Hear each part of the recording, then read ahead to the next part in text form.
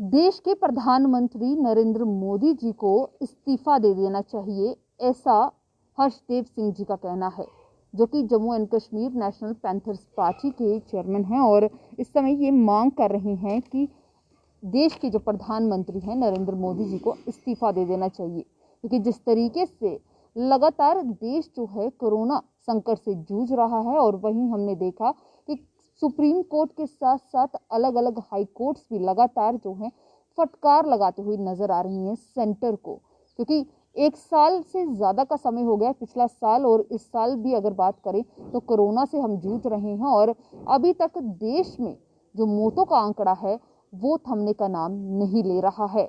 आइए हर्षदेव जी से बात करते हैं और जानते हैं कि अब ये मांग क्यों और क्या देश के प्रधानमंत्री के इस्तीफे के बाद जो है स्थिति में सुधार हो जाएगा। हर्षदेव जी, जिस तरीके से आप मांग कर रहे हैं तो क्या लगता है कि उनका अगर इस्तीफा आता है या देश के प्रधानमंत्री जो है अपनी कुर्सी छोड़ देते हैं तो स्थिति में सुधार हो जाएगा? की बात बाद में करते हैं, पहले ये बताते हैं कि इस्तीफा क्यों देना चाहिए। जी देखिए, पहले तो देश के अंदर जो हालात बने हुए हैं, आज मौत का साया मुल्क के ऊपर मंडरा रहा है आज की तारीख में, और आए दिन शमशानों के अंदर लाशों के अंबार लग रहे हैं, लाइनें लगी हुई हैं शमशान घाटों में, और लोगों को कई कई घंटे या दिनों इंतज़ार करना पड़ रहा है अपने परिजनों का अंतिम संस्कार करने के लिए भी। ऐसे हालात मुल्क के अंदर बने हुए हैं और पूरी दुनिया में हिंदुस्तान एक ऐसा मुल्क बन गया है जिसमें सबसे ज़्यादा कोरोना के cases day to day basis के ऊपर आ रहे हैं और सबसे ज़्यादा मौतें हो रही हैं। बाकी मुल्कों ने कंट्रोल कर लिया है, लेकिन हिंदुस्तान जो है, जिसके लिए नरेंद्र मोदी जी कहते थे कि हम देंगे मंत्र पूरी दुनिया को कोरोना का, आज वही हिंदुस्तान जो है वो सबसे डेंजरस हॉटस्पॉट बन गया है कोरोना का। जी, ये जो मंत्र की बात कर रहे हैं, ये मंत्र तो हमने देखा कि पिछले साल जो है नरेंद्र मोदी जी कई उपाय लेकर आए और उन्होंने कहा कि हमारे देश के लोग तो सही कर ही रहे हैं, साथ ही साथ विदेशों में भी लोग इन चीजों को अपना रहे हैं। हम जो है लोगों को पहले मैं आपको बता दूं, ज़रा मैं आपको बता दूं कि क्या हो रहा है मुल्क के अंदर आज की तारीख में, क्या हाल बने हैं, मैं उनकी बात कर रहा हूं। और हमने इसके लिए कहा कि सरकार जिम्मेदार है, क्योंकि सरकार अपनी जिम्मेदारियों को अदा नहीं कर पा रही है। ऑक्सीजन नहीं है, वेंटिलेटर नहीं है, हॉस्पिटल्स नहीं है, बिस्तरे नहीं हैं अस्पतालों के अंदर, वेंटिलेटर्स नहीं हैं, और त्राही त्राही जो है एक मची हुई है और सरकार जिम्मेदार है। उस वक्त ये कहा जाता था कि ये अपोजिशन वाले हैं इसलिए ये सियासत कर रहे हैं। आज अपोजिशन वाले नहीं कह रहे हैं, आज तो मुल्क के अंदर अलग अलग हाई कोर्ट्स कह रहे हैं कि ये केंद्र सरकार की नाकामी का नतीजा है कि मुल्क के अंदर मौत का साया आज मंडरा रहा है। सुप्रीम कोर्ट बार बार कह रहा है और आज भी सुप्रीम कोर्ट ने ये कहा है कि दिल्ली में जो केंद्र सरकार है वो शतुरमुर्ग की तरह रेत में अपना सिर छुपा रही है और लोगों को सहूलियात देने में पूरी तरीके से असफल हुई है। जब ऐसे हालात के लिए केंद्र सरकार को जिम्मेदार ठहराया जा रहा है तो क्या मॉरल राइट बनता है उन लोगों का जिन्होंने जिम्मेदारी ली थी हिंदुस्तान को चलाने के लिए, अच्छे दिनों का वादा किया था और ये कहते थे कि हिंदुस्तान जो है वो कोरोना का मंत्र पूरी दुनिया को देगा, और आज दुनिया में सबसे ज़्यादा केसेस हिंदुस्तान में आ रहे हैं।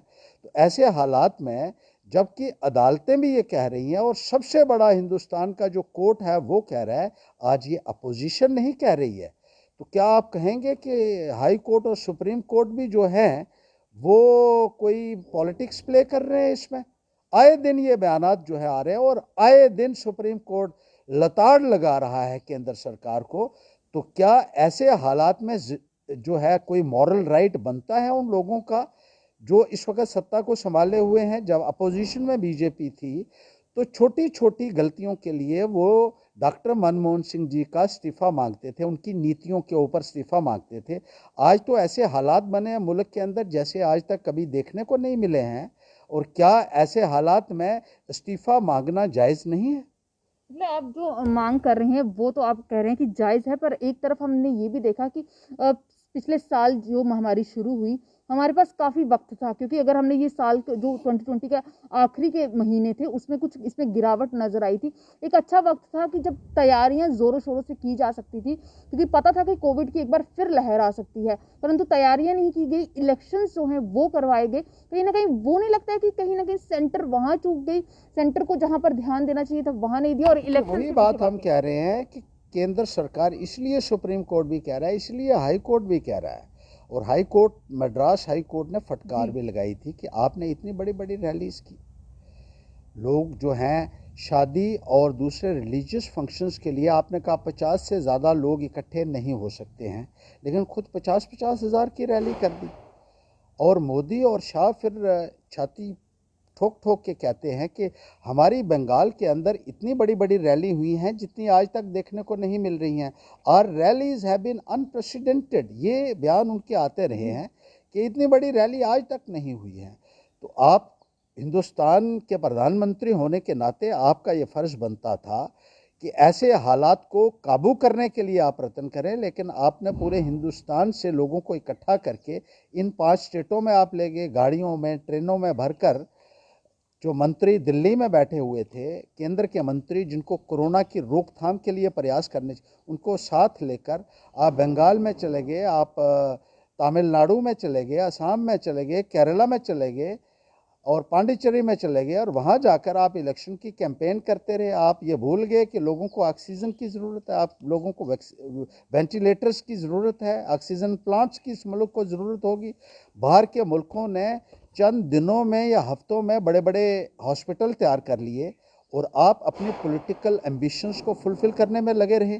तो क्या ये आपकी जिम्मेदारी नहीं बनती है कि ये एक क्रिमिनल एक्ट नहीं है आपके जो है पार्ट पे, कि आपने ऐसे हालात में मुल्क को जो है वो मरने के लिए छोड़ दिया, और आप सत्ता को हासिल करने के लिए इतने बड़े बड़े जो है वो प्रोसेशंस और इतनी बड़ी बड़ी रैलीज जो है वो कंडक्ट करते रहे और अनभिक्ष रहे। इससे चेतावनियां देने के बावजूद भी, दुनिया भर के वैज्ञानिक कह रहे थे कि सेकंड वेव आ रही है, उसके बावजूद भी जिस तरीके से इसको डील किया गया है वो अपने आप में एक नेग्लिजेंस की, एक लैक ऑफ विजन की, एक लैक ऑफ प्रोडिक्शन की सबसे बड़ी मिसाल है। मेरा एक और सवाल रहेगा, जिस तरीके से आप बात कर रहे हैं कि कहीं ना कहीं जानबूझकर ये सारी चीजें की, सत्ता का लालच जो था वो कहीं ना कहीं हावी हो गया लोगों के ऊपर, परंतु बात की जाए एक आम इंसान की, आम इंसान को जो है कहीं ना कहीं आज भी सफर करना पड़ रहा है। जिस तरीके से हम अपनी जम्मू कश्मीर की बात करें, जम्मू प्रांत की बात करें, तो यहाँ पर हम देख रहे हैं कि लॉकडाउन लगातार बढ़ाया जा रहा है। आम इंसान कहाँ जाएगा, आम इंसान के लिए क्या कदम रहेंगे, क्योंकि आम इंसान जो है वो जूझ रहा है। तो क्या लगता है कि सेंटर को वहां ध्यान किस तरीके से देना पड़ेगा?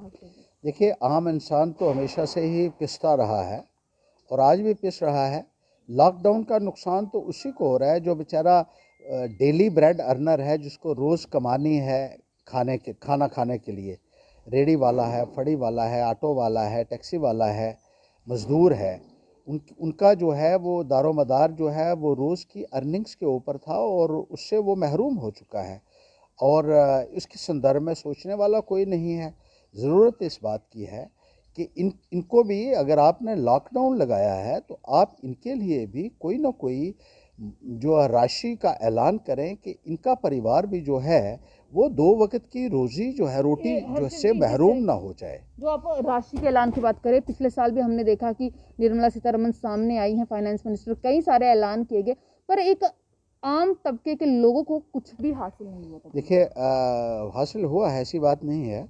जो प्राइम मिनिस्टर केयर फंड में पैसा, प्राइवेट सेक्टर ने बहुत सारा पैसा दिया प्राइम मिनिस्टर केयर फंड में, और मुलाजमों ने पैसा अपना कटवाया है, पेंशनर्स का पैसा काटा गया, डीए काटा गया उनका, इवन के जो एक्स सर्विसमैन हैं उनका भी डीए जो है वो डेढ़ साल से काटा जा, 1.5 साल से पिछले जनवरी से लेकर अभी तक 1.5 साल होने जा रहा है, 1.5 साल से उनका डीए काटा जा रहा है।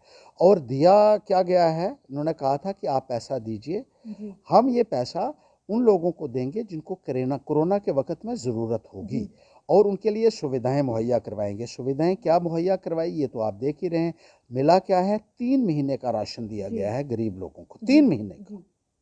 और पैसा कितना काटा गया है? 1.5 साल से उनका डीए काटा जाता रहा है, तो बाकी पैसा कहाँ गया? वही ये भी सवाल एक है बहुत कि बड़ा पीएम केयर सवाल फंड है। तक आई राशि कहाँ गई, कहाँ लगाई गई, वो एक बड़ा सवाल बन रहा है। और उस पर जो है हर कोई जो है लगातार ये सवाल कर रहा है कि वो जो पैसा था वो अगर सही तरीके से यूटिलाइज होता, उसी को हॉस्पिटल्स बनाए जाते, ऑक्सीजन प्लांट्स लगाए जाते, वेंटिलेटर्स मंगवाए जाते, तो शायद आज ये स्थिति नहीं होती। बिल्कुल सही बात है कि ये उसी वक्त इस्तेमाल किया जाना चाहिए था। एक तैयारी किया जाना बहुत ज़रूरी था और लोगों ने भी ये सोच के पैसा उस वक्त दिया था कि ये पैसा इस्तेमाल होगा कि आने वाले वक्त में हम अपने हेल्थ इंफ्रास्ट्रक्चर को मजबूत कर सकें। और ऑक्सीजन प्लांट्स लगने चाहिए थे, वेंटिलेटर्स नए तैयार होने चाहिए थे, दवाई का इंतज़ाम होना चाहिए था, लेकिन कुछ भी नहीं हुआ। और अब जो सेकेंड वेव जो है इतनी फेरोसिटी के साथ आई है, अब कहते हैं कि ऑक्सीजन प्लांट हम लगाएंगे। अब ऑक्सीजन प्लांट लगाएंगे, लेकिन इतनी मौतें जो हो चुकी हैं उनका क्या? अब इतनी मौतें होने के बाद आप ऑक्सीजन प्लांट लगाएंगे, तो कहीं ना कहीं जो है एक जवाबदेही भी आपकी बनती है कि पिछले 1.5 सालों से ये जो काम होना चाहिए था, जो बाकी मुल्कों ने किया। बहुत सारे ऐसे मुल्क हैं जिन्होंने कोरोना जो है वो ख़त्म कर दिया है, वहाँ कोरोना नहीं दिख रहा है। और हिंदुस्तान में कहा जा रहा है कि जितने केसेस दुनिया में आ रहे हैं 40% तो आज हिंदुस्तान में आ रहे हैं। और India has become the most dangerous, I would say, the hotbed of corona pandemic। तो इसके लिए आप जिम्मेदार किसको ठहराते हैं? क्यों ऐसा हुआ है? क्यों बाकी मुल्कों में ऐसा नहीं हुआ? कैसे उन मुल्कों ने अपने आप को जो है वो संभाल लिया?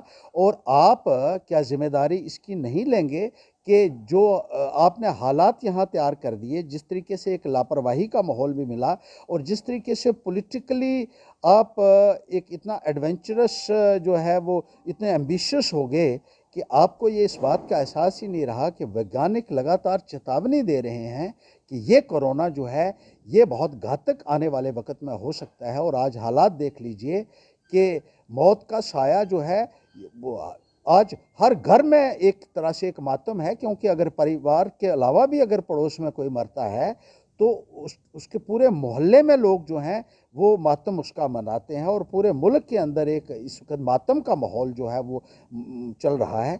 और सरकार जो है वो रिस्पॉन्सिबिलिटी फुलफिल करने में नाकाम हुई है। ये मैं नहीं कह रहा हूँ, ये बार बार सुप्रीम कोर्ट ये जो बात कह रहा है, और इस बात को समझना होगा। बहुत सारे लोग ये कहते हैं जनाब ये अपोजिशन वाले, इनका काम, अगर हमारा काम है, मान लीजिए हमारा काम ही है ये है, लेकिन आज क्या बात है कि पूरा अगर आप देखें तो हर तरफ से सारे हाई कोर्ट ही जो है वो सरकार को लताड़ रहे हैं, केंद्र को सुप्रीम कोर्ट लताड़ रहा है। तो उसके बारे में आप लोग क्या कहेंगे? कि आपको जवाब नहीं देना है इस मुल्क के लोगों को? जिस तरीके से ये जो है साफ तौर पर हो रहा है कि क्योंकि देश की जो स्थिति है उसके जिम्मेदार कौन है, क्योंकि सेंटर में बैठी सरकार जो है शायद सत्ता के लालच में आकर जो है भूल गई आम इंसान के बारे में और साथ ही साथ कोरोना के बारे में। क्योंकि अगर देखा जाए तो सिर्फ एक आम इंसान जो है वही जूझ रहा है। हर्षदेव जी, आखिरी सवाल यही रहेगा कि जो मांग आप कर रहे हैं, क्या लगता है कि उस मांग पर कुछ फैसला होगा? क्योंकि एक अकेला इंसान जो है सिर्फ मांग कर रहा है इस समय की प्रधानमंत्री जो है वो इस वक्त सारे लोग अपनी जिम्मेदारियों से मुंह मोड़ रहे हैं,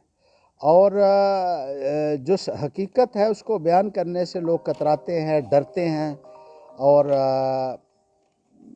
धमकाया भी जाता है, ऐसे लोगों को डराया भी जाता है कि आपको बात नहीं करनी है, क्योंकि ऐसे ऐसे तानाशाह जो है इस मुल्क के अंदर बैठे हुए हैं जो ऐसी बात सुनने के लिए तैयार नहीं है। लेकिन सच्चाई यही है, हकीकत यही है, और लोगों के दिलों में यही बात है। ये अलग बात है कि लोग इसको अपने ज़ुबान से कहने के लिए तैयार नहीं हैं, या एक डर उनके अंदर जो है वो बैठ गया है। लेकिन हम सच्ची बात कहने से जो है वो गुरेज नहीं करेंगे, क्योंकि यही बात जो है वो लोगों के दिलों में भी है।